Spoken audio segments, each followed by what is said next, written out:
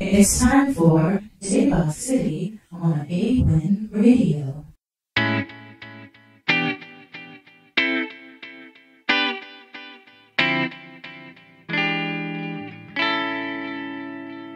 Come on. Yeah. TBN minus. We are Iru Point. Hello my dear. 이제 말할게. 너무라도 돼요. 함께하길 바래요. Come on.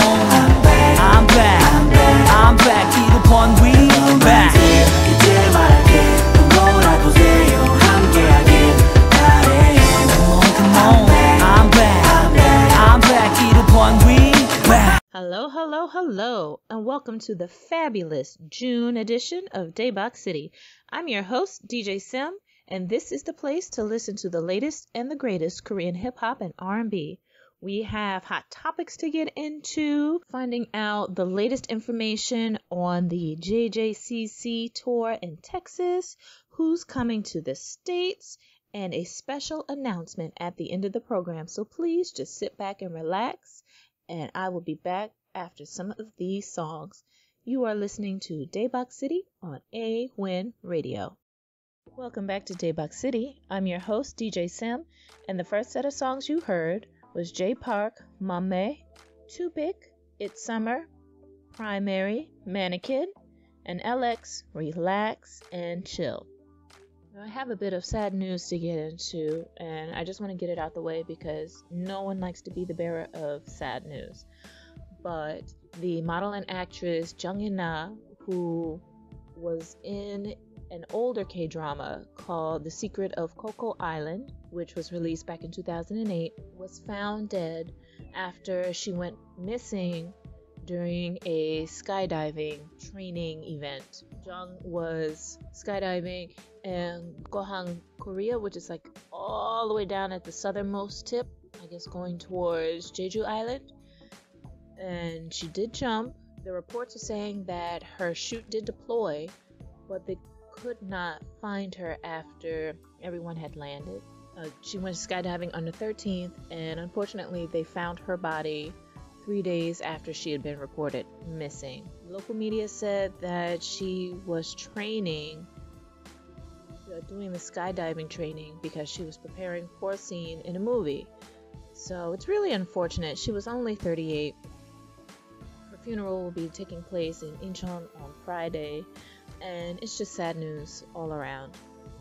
It's just another reminder of some of the dangerous things that actresses and actors go through in order to prepare for a drama or a movie. So my thoughts and condolences to her family and friends, and to all of her fans that know her work. I have not seen her drama or any of her movies, but still, it's never good to lose someone this young. So my thoughts are with her family at this time.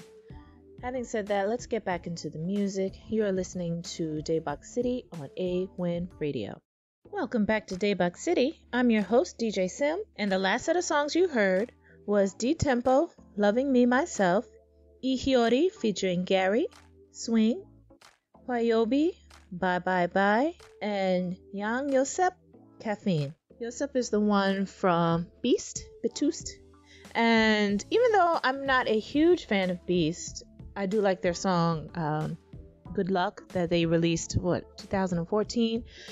But something about Yosep, ever since he came out with Caffeine, and I know that that's not really hip hop, it does have a little R&B flavor, which is why I chose it, but it's just so catchy and smooth. I really, really enjoy it. So yeah, hopefully he'll come out with something similar or a similar style to this again soon. Now, getting back into the news, you might have heard today, which is Wednesday, that something called JYJ's Law, which is to prevent unfair treatment of artists, failed to pass. So they were actually going to have a law that stated that everything that happened with JYJ and how they were banned from all of the Korean music television shows would not happen again. But here's a little more details on it. The JYJ law, which was proposed by Assemblywoman Choi Min-hee, was designed for the purpose of protecting artists from unfairly being banned from broadcast, which is what I just said. Yes, of course.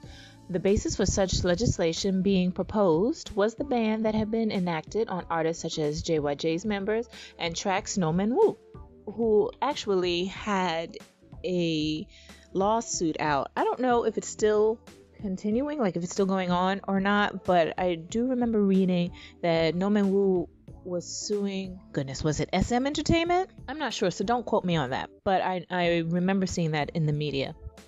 Hopefully he won his case. Official statements indicated this may have happened as we feel that this law may become abused because the ambiguous nature of affair. For example, if a fan club claims that something is quote-unquote unfair, they cannot be the judge of unfairness. Which makes sense because let me tell you, fan clubs can just say it's unfair that my oppa or my uni or whatever did not get the main role to a play that they're putting on. You know, they can be ridiculous. I know because sometimes I get ridiculous, and I think I am a normal fangirl, so some of the members in the fan clubs are above and beyond cray. So yes, I do understand that. The details of the law are still undergoing editing in order to attempt to be passed again. I really hope that this law gets passed because I do believe in situations like JYJ, that was straight up unfair. Just because they decided to split and do their own thing, because they were not being treated fairly by their company, they get banned for years. Thankfully, JYJ had a large enough and a dedicated following of fans that they were able to continue to make music. They did really well in Japan. And I don't want to take away from TVXQ, the two that were left over, because I don't know everything about the story. They're not my favorite group. And it's just something that I didn't really look into because it happened way before I got into Korean music. But I do know situations like that is just truly and ridiculously unfair.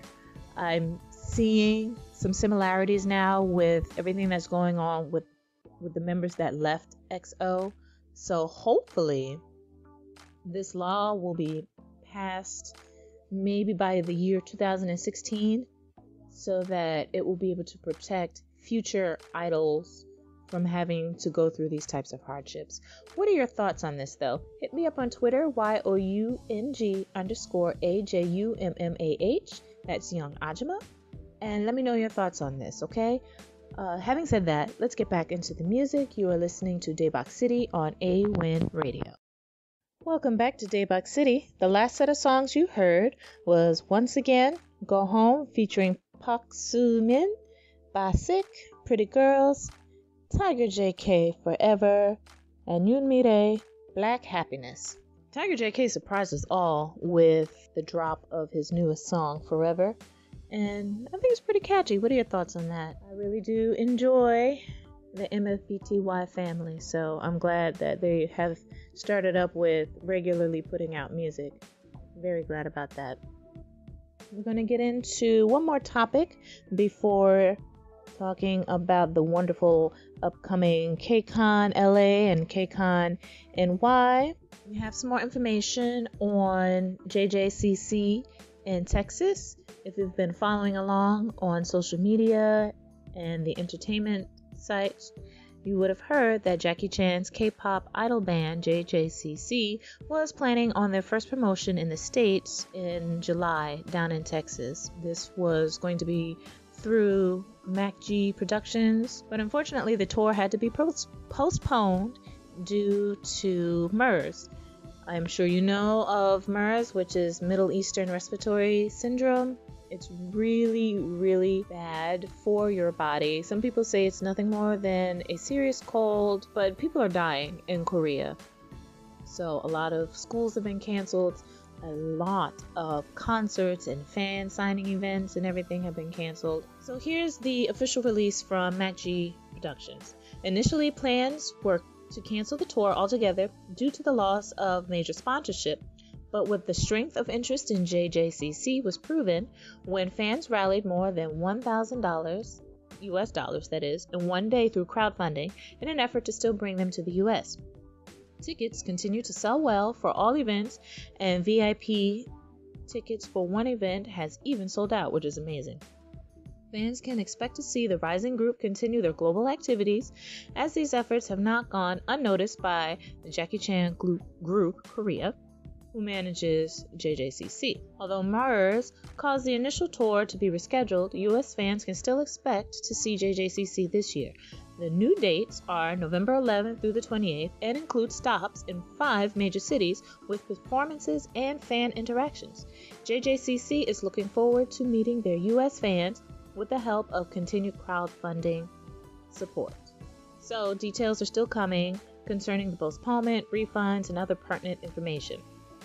If you would like all those details, then you can go to multifacetedacg.com, and I can spell that for you because I know that's very long.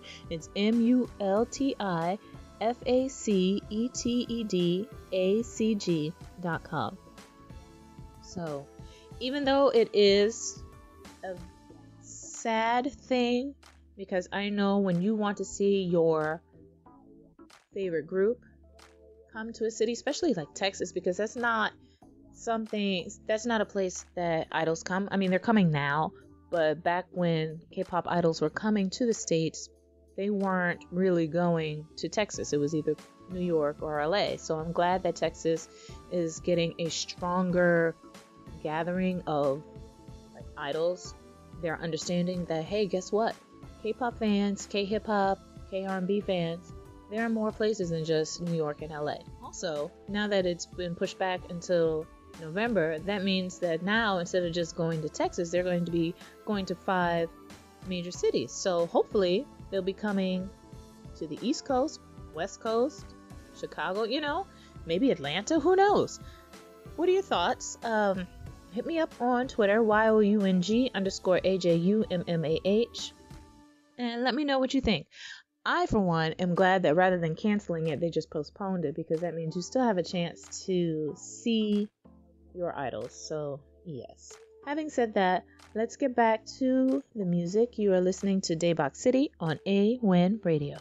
Welcome back to Daebak City. The last set of songs you heard was BTS, Hold Me Tight, Lim Kim, Love Game, and Sun Ho Young featuring Bizzy from MFBTY, Pretty But Hateful. Before I get out of here, I'm going to talk about the upcoming KCON event this August. Last year, there was only one KCON LA, but now, 2015, there will be 2 KCON events, a 3-day convention and 2-day concert in LA, and then a 1-day event/concert in New York City. I'm excited, and I'm a little nervous because today is the 17th, and as of this recording, they have not announced very many artists for the New York KCON. Right now, I believe it's only Girls' Generation and VIX, both of which are very good groups. Please do not misunderstand that. But compared to LA, it's nothing. LA has so many. They have Roy Kim, Shinhwa, AOA, Sistar, GOT7, and yesterday they just announced Monsta X. Oh, and they also have Super Junior and Block B. So all of these artists are going into LA, only 2 for New York. I hope that by the time tickets go on sale, they will announce the rest of the artists. Now, speaking of announcements, I have my own special one. My announcement is this. I have been asked by KCON to be on a panel. So, DJ Sim, aka Young Ajummah, will be headed to LA for KCON LA this year. Yay! Fanfare! I was so surprised, you guys. I really did not think that they knew who I was or they knew of me. I would tweet them all the time. I run my blog. I do my radio show. It's happening, So I'm so thankful. The name of the panel that I'm going to be on is Hallyu Over 30. So please, please, please stay tuned to Daebak City. Follow me on Twitter, YOUNG_AJUMMAH. And you will see me vlogging, Snapchatting. I'm going to try my hand at that. I'll make sure to document my road to KCON. So having said that, I'm going to go ahead and get out of here. Thank you so much for listening. Thank you for tuning in to Aewen Radio. We are always so thankful for our fans. And take care, you guys. I will see you next month. This is Daebak City on Aewen Radio.